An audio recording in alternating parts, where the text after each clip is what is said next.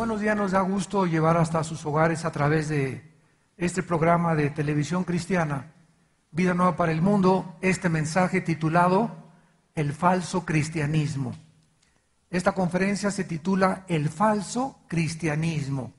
Y vamos a usar dos pasajes como nuestro fundamento teológico, Mateo 7, 21 al 23 y Primera de Juan capítulo 2, 18 al 19. Vamos a leerlos y a continuación a proceder a desarrollar nuestra conferencia. En el Evangelio Mateo capítulo 7, versículo 21 al 23, es el Señor Jesús quien está hablando.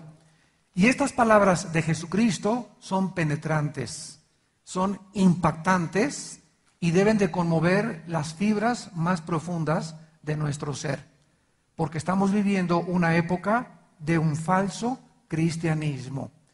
Jesús dice: no todo el que me dice Señor, Señor, entrará en el reino de los cielos, sino el que hace la voluntad, el que hace la voluntad de mi Padre que está en los cielos.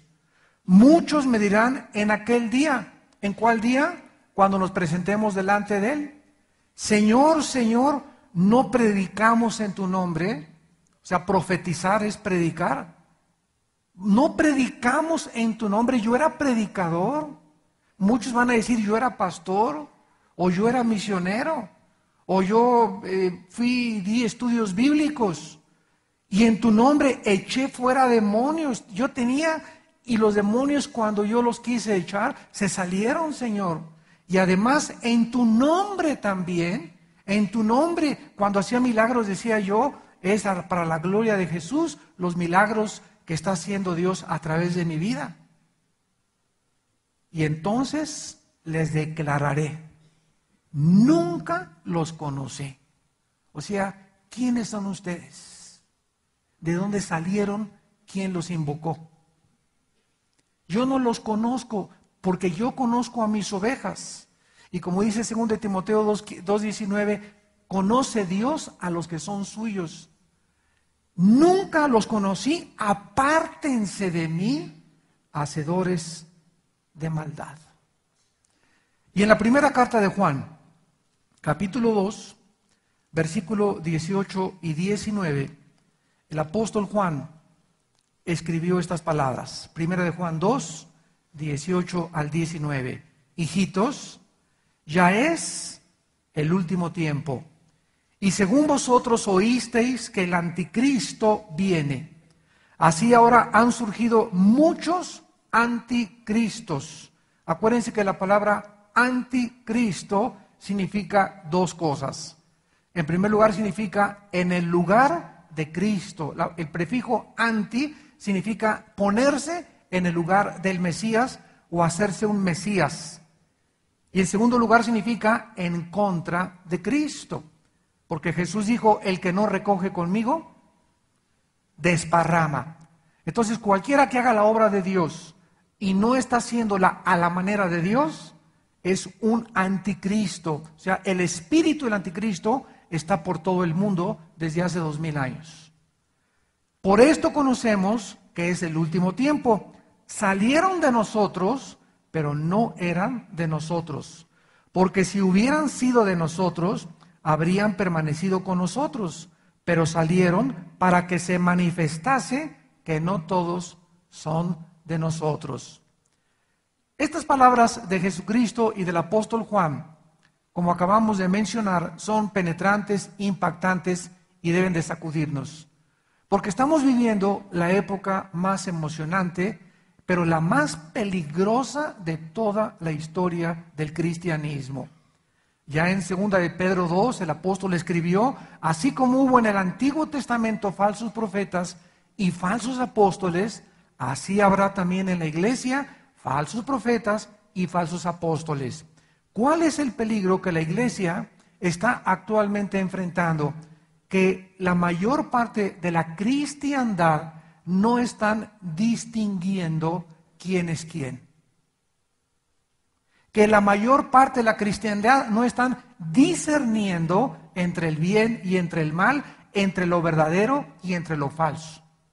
Así como te pueden llegar ahorita con una piedra que parece un diamante, decirte, te vendo este diamante en $10,000, y tú lo comparas con otro diamante y aparentemente los dos son iguales.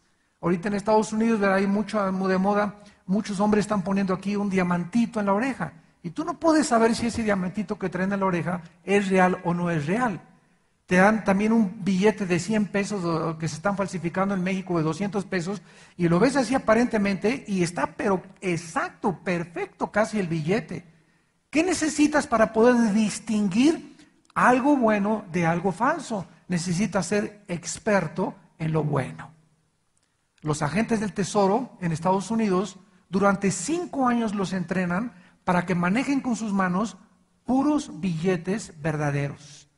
Y comienzan a desarrollar un tacto tan sutil y tan delicado que cuando cae en sus manos un billete sin que tengan que poner la pluma o pasarlos debajo de un rayo láser, con el puro tacto los agentes del Tesoro detectan que ese billete es falso. Porque por más bien imitado que esté un billete, el papel es diferente. Entonces vivimos una época donde las iglesias, lo sabemos, son una mezcla.